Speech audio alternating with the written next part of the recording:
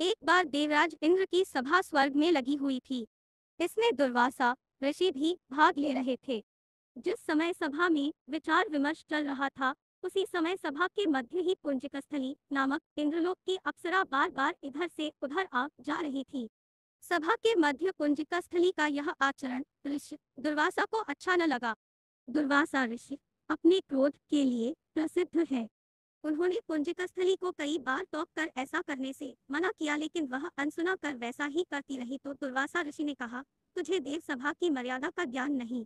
तो कैसी देव अप्सरा है जो वानरियों की तरह बार बार आ जाकर सभा में व्यवधान डाल रही है। जा, अपनी इस आदत के कारण तो वानरी हो जा। दुर्वासा ऋषि का शाप सुनकर पुंजिक स्थली सन्न रह गई। अपने आचरण का यह परिणाम वह सोच भी नहीं सकती थी, पर अब क्या हो सकता था। भूल हो चुकी थी, उसके कारण वह शापग्रस्त भी हो गई। उसने हाथ जोड़कर अनुनय विनय कर कहा, ऋषिव, अपनी मूर्खता के कारण यह भूल मैं अनजाने में करती रही और आपकी वर्जना पर भी ध्यान न दिया। सभा में व्यवधान डालने का मेरा कोई उद्देश्य न था। कृपया बताइए, अब आपके इस श्राप से मेरा उद्धार कैसे होगा। अप्सरा की विनती सुनकर ऋषि दुर्वासा बसीजे बोले, अपनी इस चंचलता के कारण अगले जन्म में तो वानर जाति के राजा विरज की कन्या के रूप में जन्म लेगी। तो देव सभा की अप्सरा है, अतः तेरे गर्भ से एक महान बलशाली यशस्वी तथा प्रभु भक्त बालक का जन्म होगा। पुंजिक अप्सरा को संतोष हुआ। पुनर्जन्म में वानर राज विरज की कन्या के रूप में उसका जन्म हुआ। उसका नाम अंजना रखा गया। विवाह योग्य होने पर इसका विवाह वानर राज केसरी से हुआ। अंजना केसरी के साथ सुखपूर्वक प्रभास तीर्थ में रहने लगी। इस क्षेत्र में बहुत शांति थी तथा बहुत से ऋषि आश्रम बनाकर यज्ञादि करते रहते थे। एक बार ऐसा हुआ कि वन में विचरने वाला शंखबल नामक जंगली हाथी प्रमत्त हो उठा तथा वन में उत्पात मचाने लगा। उसने कई आश्रमों को रौंद डाला, यज्ञ वेदियां नष्ट कर दी। उसके भय से भागते हुए अनेक तपस्वी बालक आहत हो गए। कई आश्रम उजड़ गए। कई ऋषि भय के कारण आश्रम छोड़कर चले गए। केसरी को जब शंखबल नामक हाथी के इस उत्पात का पता लगा तो वह आश्रम तथा आश्रम वासियों की रक्षा के लिए तत्काल वहां आए और शंखबल को बड़ी कुशलता से घेर कर उसके दोनों दांतों को पकड़कर उखाड़ दिया। पीड़ा से चिंघारता हुआ वह हाथी वहीं धराशायी हो गया और मर गया।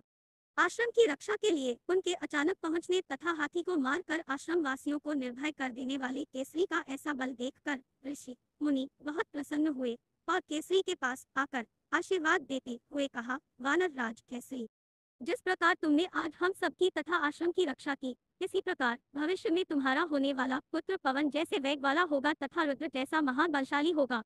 तुम्हारे बल तेज के साथ साथ उसमें पवन तथा रुद्र का तेज भी व्याप्त रहेगा।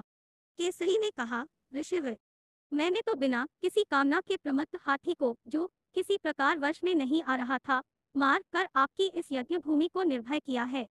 आपका दिया यह स्वतः आशीर्वाद मुझे शिरोधार्य है। केसरी ऋषियों को प्रणाम कर चले गए। समय आने पर अंजना के गर्भ से एक बालक का जन्म हुआ।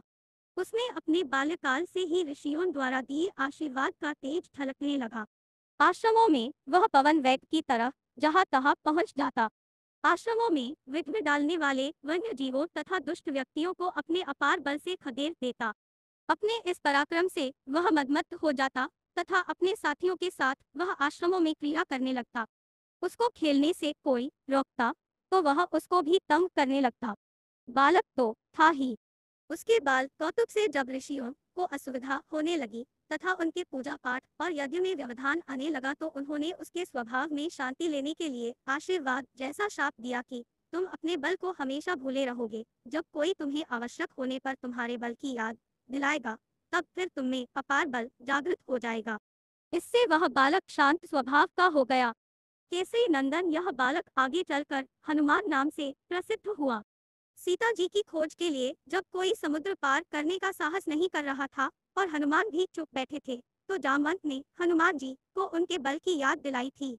तब उन्होंने समुद्र पार कर सीता की खोज की।